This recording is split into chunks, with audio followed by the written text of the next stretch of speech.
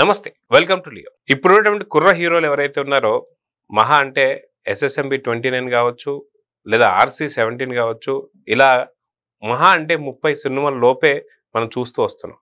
కానీ గతంలో ఉన్నటువంటి హీరోలు ఎవరైతే ఉన్నారో వాళ్ళు చాలా అత్యధికమైనటువంటి సినిమాలు తీస్తూ మంచి పేరును కూడా తెచ్చుకున్నారు. సో ఇలా చూసుకుంటూ వెళ్తే అమితాబ్ బచ్చన్ గారు కావచ్చు, చిరంజీవి గారు కావచ్చు, అదేవిధంగా మమ్ముట్టి, మోహన్ లాల్, రజనీకాంత్ ఇలాగా ఎంతో మంది హీరోలు ఇప్పుడు సక్సెస్ వైపు దూసుకెళ్తున్నారు. వాస్తవానికి వీళ్ళ ఏజ్ 80 దాటినా, 70 దాటినా, 60 దాటినా సరే అలుపు రాకుండా ఇంకా ఊపు వస్తుందని అనుకోవాలి. మొత్తానికి ఇప్పటికీ సక్సెస్ రేట్లో దూసుకెళ్తున్నట్టు వీళ్ళ సీక్రెట్ ఏంటనే దానిపై మనతో పాటు సీనియర్ జర్నలిస్ట్ హేమ్ సుందర్ గారు ఉన్నారు. వారిని అడిగి తెలుసుకుందాం. సార్ నమస్తే. నమస్తే అండి. సార్, ఏదైతే యంగ్ హీరోలు మనం చూసుకుంటే ఇప్పుడు మహా అంటే 17 లేదా 20 లేదా 30 సినిమాల వరకే ఇంకా వస్తున్నారు. వాళ్ళ ఏజ్ ఇప్పటికే 30 క్రాస్ అయిపోయి 40 దగ్గరలో ఉన్నటువంటి తరుణంలో వీళ్ళు నిజంగా గతంలో మనం ఒక్కొక్క హీరో అగ్ర హీరోలు ఎన్నెన్ని సినిమాలు తీసారంటే మినిమం 150, 200, 300 ఇలాంటి చూస్తూ వస్తున్నాం. ఇంత రేంజ్ కానీ ఇంత రికార్డు కానీ అందుకోగలుగుతారా? ఎందుకని ఇంత స్లో అయిపోయారంటే ఏం చెప్తారు? అంటే రెమ్యునరేషన్ ఎక్కువను, సినిమాలు తక్కువ చేస్తున్నారండి. అదేంటంటే గతంలో మరి అది నిజంగా చెప్పాలంటే వాళ్ళు డెడికేషన్తో చేశారని చెప్పాలి. ఇప్పుడు 10 ఏళ్ల కెరీర్ ఉంటే వాళ్ళ కెరీర్లో 10 సినిమాలు కూడా ఉంటలా, 7-8 సినిమాలు ఉంటున్నాయి. 15 ఏళ్ళ కెరీర్ ఉంటే 11, 10 ఉంటున్నాయి సినిమాలు. మనకి ఆశ్చర్యం వేస్తుంది, ఎందుకు ఇలా తగ్గిపోతున్నాయి. ఇప్పుడు కృష్ణ గారికి తండ్రిని మించిన తనయుడు అనే మాట చెప్పడా మహేష్ బాబుకు లేదు చెప్పాలంటే. మరి ఆయన రాజకుమార్ సినిమా ఎప్పుడు మొదటి సినిమా, మరి ఇప్పుడు దాకా చేసి SSMB 29 అని చెప్తున్నాం. మరి ఎక్కడ రాజకుమారుడు 29 ఎక్కడ సినిమాలు, ఎక్కడ కృష్ణ గారు 350 సినిమాలు, ఎక్కడ అసలు పోలిక లేదు. ఇంకా బాలకృష్ణ గారు అన్న రామారావు గారికి ధీటుగా సినిమాలు చేసుకుంటూ వెళ్తున్నారు. ఆయన 50 ఏళ్ల నట జీవితంలో దాదాపు 110 సినిమాలు కెరీర్ ఉంది. అట్లా వేసుకున్నప్పుడు కనీసం ఒక సంవత్సరానికి 2 సినిమాలన్నా ఆయనకి కనెక్ట్ అవుతున్నాయి. అది ఎందుకు ఇట్లా వస్తాయని చెప్పడానికి మనం చెప్పలేం. కానీ అండి, అమితాబ్ బచ్చన్ కానీ, హిందీలో అమితాబ్ బచ్చన్ కానీ, మలయాళంలో మమ్ముట్టి 420 సినిమాలు, ఈ మోహన్ లాల్ 350 సినిమాలు, రజనీకాంత్ 175 దాదాపు కంప్లీట్ అయ్యేట్టు ఉంది. కమల్ హాసన్ కూడా అదే స్థాయిలో సినిమాలు ఉన్నాయి. ఇక మన తెలుగులో అక్కినే నాగేశ్వరరావు గారు దాదాపు 100 కొద్ది సినిమాలు చేసుకుంటూ వచ్చారు. కృష్ణ గారు రికార్డు ఉంది. ఎన్టీ రామారావు గారికి 300 సినిమాల రికార్డు ఉంది. మరి సోహన్ బాబు కూడా అన్ని సినిమాలు ఎక్కువ సినిమాలు చేశారు. కృష్ణరాజు గారు కూడా చేశారు. కానీ ఈ జనరేషన్ యంగ్ హీరోలు వచ్చేసరికి వారసులకు కొంతమంది ఉన్నారు. 2 తరం వారసులు, 3వ తరం వారసులు చాలామంది ఉన్నా కానీ వారసులు నీరసపడిపోయారని చెప్పాల్సి వస్తుంది.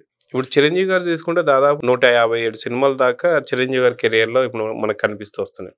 అదే విషయంలో చూసుకుంటే 30 క్రాస్ అయిపోయి 35 ఏళ్ళకి దగ్గరగా ఉన్నటువంటి రామ్ చరణ్ గారికి మాత్రం RC17 లాగా మనం వింటూ వస్తున్నాం. ఇంకా 17 సినిమాలు అయితే రాబోతున్నటువంటి కాలంలో ఇంకెన్ని సినిమాలు తీయబోతారు ఏంటి? అసలుకి ఎందుకు ఇంత తక్కువ సంఖ్య అంటే ఏం చెప్తారు? అది డైరెక్టర్స్ లోపమా, లేదంటే హీరోలు ఎంచుకున్నటువంటి కథల లోపమా, లేదా హీరోలు చేయలేకపోతున్నారంటే ఏమంటారు? టెక్నాలజీ లోపం మనం చెప్పాల్సి వస్తుంది ప్రధానంగా. ఎందుకంటే అప్పుడు రీళ్లు ఫిల్మ్ కాస్ట్ చాలా ఎక్కువ ఉండేది, మానిటర్లో చూసుకోవటం ఉండేది కాదు, తక్కువ షూటింగ్ డేస్ పెట్టుకోవడం, చాలా పొదుపుగా ఫిల్మ్ వాడటం, అలా చేసుకుని వెళ్ళేవాళ్ళు. వాళ్ళు చూసుకోవటం లేదు, సీన్ బాగా వచ్చిందా చూసుకుందాం అది లేదు. ఇక్కడ ఏం చేస్తారంటే చూసుకుని ఏ చిన్న ఇది ఉన్నా కానీ లేదు ఇంకో టేక్ చేద్దాం, చేసే వర్కింగ్ అవర్స్ ఏమో అంతే ఉంటాయి. ఎన్ని గంటలు వర్క్ చేయాలో వర్కింగ్ అవర్స్ ఏం మారు. కానీ వీళ్ళు రాజీ పడకుండా చేద్దాం, కొద్దిగా తేడా ఉంది మళ్ళీ ఇంకో షార్ట్ చేస్తానన్న రిక్వెస్ట్ చేసుకోవడం డీటెయిల్ కాబట్టి డిలీట్ చేసుకోవడం, మళ్ళీ కూర్చోవటం, ఈ తరహాలో చేయటం వల్ల ఇప్పుడు రోజుకి ఒక్కొక్క సినిమాకి మరి లక్షల రూపాయలు ఖర్చు అవుతుంది. మరి అంతమంది నిన్న 3000 మంది junior NTR cinema opening film సిటీలో 3000 మంది ఆర్టిస్టులట. మరి అంతమందిని పెట్టుకుని అనుకున్న సన్నివేశం ఆ రోజుకి రాకపోతే మళ్ళీ ఇంకో రోజు పెట్టుకుంటే వాళ్ళంతమంది భోజనాల ఖర్చులు, మిగతా పేమెంట్స్ కానీ ఇవన్నీ ఎంత అవుతాయి? అందువల్ల ఎప్పుడైనా అనుకుంటే ఆ షార్ట్ అప్పటికప్పుడు కంప్లీట్ చేసుకోవాలి. ఇక్కడ ఏమవుతుందంటే మానిటర్లో చూసుకోవటం, ఇది సరిగ్గా రాలేదని చెప్పి అనుకోవటం, కానీ అప్పుడు పరిపూర్ణంగా తీసేవాళ్ళు. ఇప్పుడు డ్యూయల్ రోలు, ట్రిపుల్ రోలు ఉన్న మాస్క్లు వేసి కూడా షార్ట్స్ ఉన్నాయని చెప్తున్నారు కదా. మరి అదే ఒకే నటుడు అక్కడ మాస్క్ వేసి ఆ మాస్క్ తీసి మళ్ళీ అక్కడ ఇంకో వేషంలో రావటం, ఇంత రిస్కీ షార్ట్స్ చాలా అద్భుతంగా తీసేవాళ్ళు ఆ రోజుల్లో. మరి అది ఏమవుతుంది అనేది అర్థం కావట్లేదు ఇప్పుడు.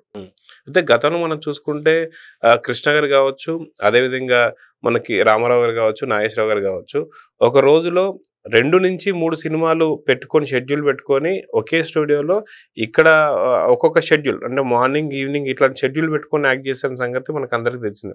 ఎందుకని ఇప్పుడు ఉన్నటువంటి హీరోలు అలాంటి ప్రయత్నాలు చేస్తారు? ఇప్పుడు మనకి టెక్నాలజీ పెరిగింది, మేకప్ సంబంధించి మేకప్ ఎలా ఉంటుందో అంతకుముందు అద్భుతంగా మేకప్ వేసే వాళ్ళు ఉన్నారు.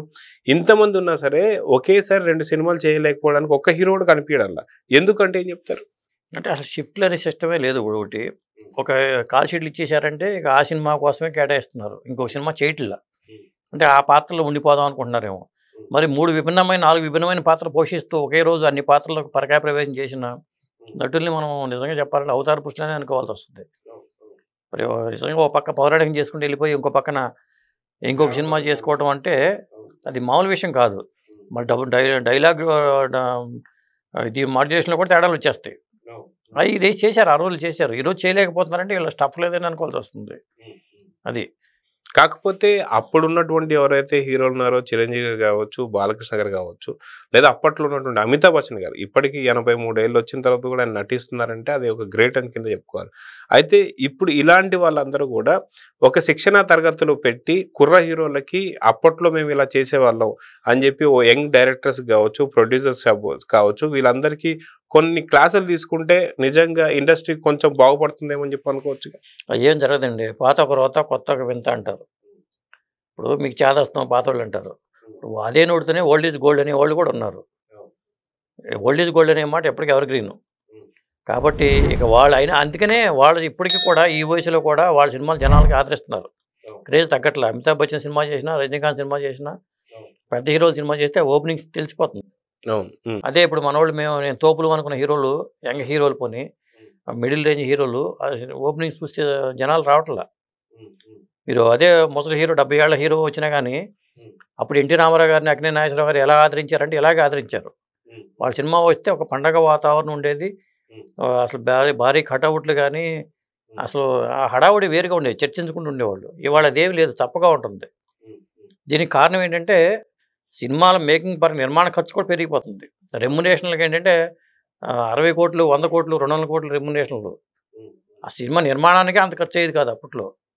20 లక్షలు కంప్లీట్ చేసాం, 30 లక్షలు నా జనరేషన్, నా ముందు జనరేషన్కి అయ్యేసరికి మేము 5 లక్షలు తీసాం, 6 లక్షలు తీసాం అన్నారు పెద్ద హీరోలతో సినిమాలు. ఆ రెమ్యునరేషన్లు చూసుకుంటే 25,000, 20,000. దసరా బుల్లెట్ సినిమాకి అక్కినేని నాగేశ్వరరావు గారు తీసుకున్న రెమ్యునరేషన్ 25,000 రూపాయలట. నాకు జగపతి వాళ్ళ ఫాదర్ రాజేంద్ర ప్రసాద్ గారు చెప్పారు. కానీ వాణిశ్రీ గారికి 50,000 ఇచ్చారట. ఎక్కడ ఒక స్టార్ హీరో అక్కినేని నాగేశ్వరరావు గారు అంటే ఆ రోజుల్లో మరి దసరా బుల్లెట్ టైంలో పెద్ద స్టార్ హీరో 25,000 రెమ్యునరేషన్ అంటే ఇప్పుడు మరి కనీసం 25 కోట్లు తీసుకోవాలి కదా నాగార్జున గారు. మరి ఆ పరిస్థితి కూడా లేదు. ఎక్కడ 25,000, 25 కోట్లు ఎక్కడ? నాగార్జున గారు కూడా దాదాపు 10 కోట్ల లోపే ఆయన రెమ్యునరేషన్లు ఉన్నాయి. ఇట్లా ఉండేది. ఈ రకంగా చూసుకుంటే మనకి మెయిల్ డామినేషన్ ఎక్కువ అనడానికి కూడా ఇదొక కారణంగా కనిపిస్తుంది. ఏదైతే ఇప్పటికీ అమితాబ్ బచ్చన్ గారు యాక్ట్ చేస్తున్నారు, అదేవిధంగా రజనీకాంత్ గారు కావచ్చు, కమల్ హాసన్ కావచ్చు, మమ్ముట్టి కావచ్చు, మోహన్ లాల్ గారు కావచ్చు, అదేవిధంగా నిన్నటి దాకా చూసుకుంటే పెద్ద పెద్ద స్టార్స్ అంతా చేశారు. కానీ ఎందుకని ఫీమేల్ ఆర్టిస్టులు అంటే హీరోయిన్లు చాలా మంది ఉన్నా సరే వాళ్ళ లాంగ్విటీ ఎందుకని లేకపోతుంది అంటే ఏం చెప్తారు? ఇక్కడ ఏంటంటే గ్లామర్, హీరోయిన్కి వచ్చేసరికి గ్లామరే, పురుషాధిక్యం అనే చెప్పాల్సి వస్తుంది ఇక్కడ కూడా. ఇప్పుడు ఎందుకంటే స్త్రీలు మేము లేడీ అమితాబ్ అని చెప్పుకున్నా కానీ వాళ్ళు కూడా డౌన్ అయిపోయిన సందర్భాలు చాలా ఉంటాయి. ఇప్పుడు విజయశాంతి గారు లేడీ అమితాబ్ అనుకుంటూ ఉంటారు. ఆ ఇమేజ్తో కర్తవ్యం ఇలాంటి సినిమాలో, ఆ శివం లాంటి సినిమాలు చాలా చేశారు. కానీ గతంలో విజయలలిత గారు కూడా రౌడీ రాణి, వాడు పిన్ అవుతారు అనుకుంటా, ఇలాంటి సినిమాలు చాలా ఉంది. రివాల్వర్ రాణి అంటే హీరోలతో సమానంగా కవిత గారు కూడా చేశారు. హీరోలతో సమానంగా లేడీ ఓరియంటెడ్ పాత్రలు కూడా అప్పుడు వచ్చినా కానీ వాళ్ళు ఎక్కువ కాలం చేయలేరు, ఫిట్నెస్ మెయింటైన్ చేయలేరు ఇప్పుడు ఈ సినిమా జనరేషన్లో. అందుకని ఆడవాళ్ళకే ఎక్కువ కాలం ఉన్న వాళ్ళు ఎవరైనా చెప్పాలంటే ఇప్పుడు జనరేషన్లో త్రిష కనిపిస్తుంది, నయనతార, త్రిష, ఇలా వీళ్ళు కనిపిస్తున్నారు తప్పితే ఆ సౌందర్య గారు, జయప్రద గారు, చేసేది గారు చాలా కాలం లాంగ్వేజ్ ఉందా.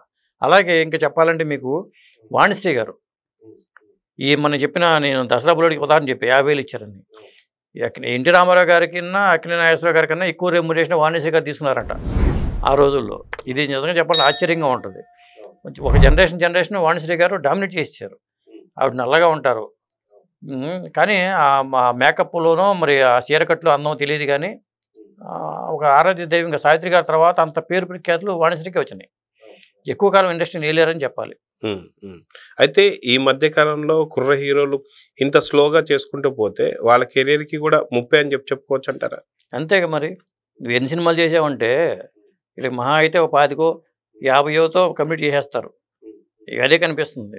మేము హాలీవుడ్ రేంజ్ హీరోలు అనుకుంటున్నారో లేని తెలియదు. కానీ ఇప్పుడు హాలీవుడ్లో కొద్దిగా తక్కువ సినిమాలే ఉంటాయి హీరోలు చూసుకుంటే. మన తెలుగు వాళ్ళలాగాను ప్రాంతీయ భాషలో లాగా సినిమాలు ఉండవు. అంటే వాళ్ళకి వసూళ్ళు అలా ఉంటాయి. ఇంగ్లీష్ సినిమాలు ఏంటంటే వసూళ్ళు అన్ని చోట్ల వరల్డ్ వైడ్గా రిలీజ్ అవుతూ ఉంటాయి కాబట్టి వసూళ్ళు కూడా అలాగే ఉంటాయి. కాబట్టి వాళ్ళు ఎక్కువ రెమ్యునరేషన్తో తక్కువ సినిమాలు చేసుకుంటుంటారు. అంటే మనం ఆ స్థాయిలో చేసేస్తున్నాం కదా, అందుకే తగ్గించుకుందాం అనుకుంటున్నారని తెలియదు. కాకపోతే సినిమాల పరంగా నువ్వు ఎన్ని పాత్రలు చేసావంటే ఇప్పుడు 50 ఎన్టీ రామారావు గారు నిజ జీవిత పాత్రలో 50 రకాల నిజ జీవిత పాత్రలు చేశారని చెప్తూ ఉంటారు. ఆయన చేసిన పాత్రలన్నీ వేసుకుంటే 50 రకాల పాత్రలు ఉన్నాయి. వీళ్ళకి 50 సినిమాలే ఉన్నాయి. ఇప్పుడు వాళ్ళకి 50 సినిమాల్లో కూడా డిష్యూ తప్పితే విషయం ఏమీ లేదు. అదే ఒక 2 సంవత్సరాలకు ఒక సినిమా లేదా 3 సంవత్సరాలకు ఒక సినిమా వస్తుంది. ఫ్యాన్స్ కూడా నిలవరేక. ఫ్యాన్స్ కూడా గతంలో ఎన్టీ రామారావు గారి ఫ్యాన్ ఫాలోయింగ్ కానీ, కృష్ణ గారికి ఉన్న ఫ్యాన్ ఫాలోయింగ్ కానీ, రజనీకాంత్ గారికి ఉన్న ఫ్యాన్ ఫాలోయింగ్ కానీ ఇప్పుడు వచ్చే జనరేషన్ హీరోలకు ఉండదు. సినిమాలు లేనప్పుడు ఏం ఫ్యాన్స్ పుడతారు? ఒక హీరో 3 ఏళ్ళకి 4 ఏళ్ళు చేస్తుంటే కొత్త జనరేషన్ వాళ్ళు తయారవ్వాల్సింది తప్పితే ఫ్యాన్ ఫాలోయింగ్ కూడా లాంగ్విటీ ఉండదు, అక్కడ కూడా ఉండదు. అయితే మనం చూసుకుంటున్నట్టు అమితాబ్ బచ్చన్ గారికి ఇప్పుడు దాదాపు 83 ఏళ్ళు. అదేవిధంగా చూసుకుంటే మన చిరంజీవి గారికి 73, చిరంజీవి గారికి 70 ఏళ్ళు వచ్చేసింది. 70 ఏళ్ళు దగ్గర. సో మొత్తానికి ఏదైతే ఫిలిం ఇండస్ట్రీలో వాలంటరీ రిటైర్మెంట్ ఉంటుందా లేదా రిటైర్మెంటే ఉంటుందా? అసలుకి రిటైర్మెంట్ లేని ఇండస్ట్రీనే ఇదా అంటే ఏం చెప్తారు? విధంగా చెప్పాలంటే అక్కినేని నాగేశ్వర గారు ఆఖరి క్షణం వరకు నటిస్తూ ఉంటా అన్నారు. అలా అన్నట్టుగానే ఆయన మనో సినిమా కంప్లీట్ చేసినతో చనిపోయారు. నిజం చెప్పాలంటే అది ఒక రికార్డ్ అని చెప్పాల్సి వస్తుంది. అది నిజంగా చెప్పాలంటే జనం ఆదరిస్తున్నంత కాలం జనాలు నటిస్తూనే ఉంటారు. ఇప్పుడు ఎస్వి రంగారావు గారు ఉన్నారు, ఆయన హార్ట్ అటాక్ వచ్చి చనిపోయారు. కానీ లేకపోతే ఆయన ఇంకా చాలా కాలం ఇండస్ట్రీ వెళ్ళేవాళ్ళు. ఆయనకి రిటైర్మెంట్ ఉండేది కాదు. ఇప్పుడు కైకాల సత్యనారాయణ గారు ఒక దశలో ఏంటంటే ఇక ఆయన చేయలేని పరిస్థితిలో తప్పితే చివరి వరకు చాలా సినిమాలు అద్భుతమైన సినిమాలు చేశారు. ఆయన రీప్లేస్మెంట్ అన్న చెప్పాలి. ఎస్వి రంగారావు గారికి రీప్లేస్మెంట్ అని చెప్పాల్సి వస్తుంది. నటుడికి ఎప్పుడు రిటైర్మెంట్ ఏమి ఉండదండి. రజనీకాంత్ గారు 73 ఏళ్ల వయసులో ఆయన రెస్ట్ తీసుకుందాం అనుకున్నా తీసుకోలేని పరిస్థితి. ఫ్యాన్స్ సినిమాలు జనాలు చూస్తున్నారు, ఓపెనింగ్స్ వస్తున్నాయి. ఒక సినిమా మన జైలర్ సినిమా మరి 600 కోట్లు 700 కోట్లు కలెక్ట్ చేసిందంటే ఎవరు వదులుకుంటారు? అవును. సో చూద్దాం సార్, ఇలాంటి సూపర్ డూపర్ స్టార్స్ని చూసి ఇప్పుడున్నటువంటి ఒక యంగ్ తరం నేర్చుకోవాలని అయితే కోరుకుందాం. నమస్తే. నమస్తే అండి.